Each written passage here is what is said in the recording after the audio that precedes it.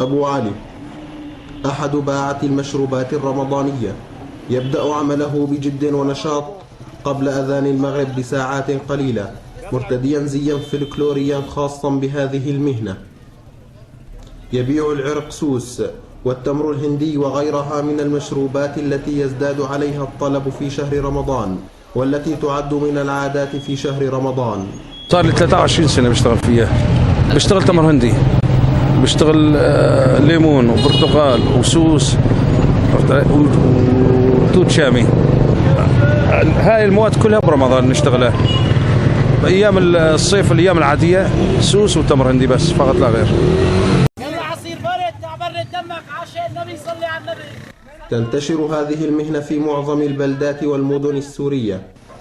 يقف الباعة على الأرصفة والطرقات وأمام مداخل الحارات والأزقة ليجدوا فيها فرصة لكسب المال أو تحسين مواردهم خلال الشهر الكريم. برمضان الأقبال أكثر من أول السنة. أول السنة ببيع بالكاسة، بيع بالكاسة، وهلا برمضان بيعوا بأكياس نمشي الناس، والحمد لله الأمور تمام مستورة، والحمد لله دخلها كويس.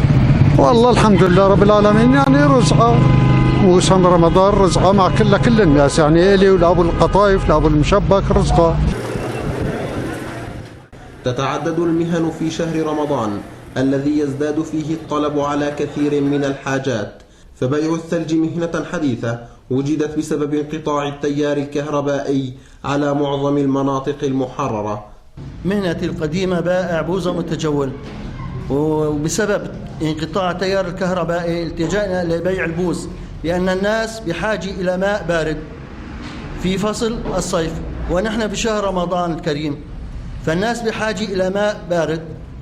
إقبال الناس على بيع البوز جيد والحمد لله، والناس لأنها بحاجة إلى ماء بارد وعايشين والحمد لله ومستورة.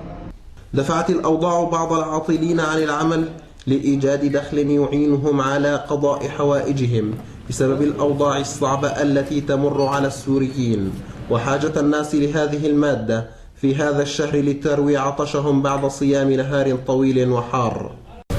يأتي رمضان هذا العام على السوريين في أوضاع سيئة، فارتفاع الحرارة وانقطاع الكهرباء دفع بالناس لإيجاد وسائل جديدة للتغلب على الحر الشديد وواقعهم الصعب في رمضان.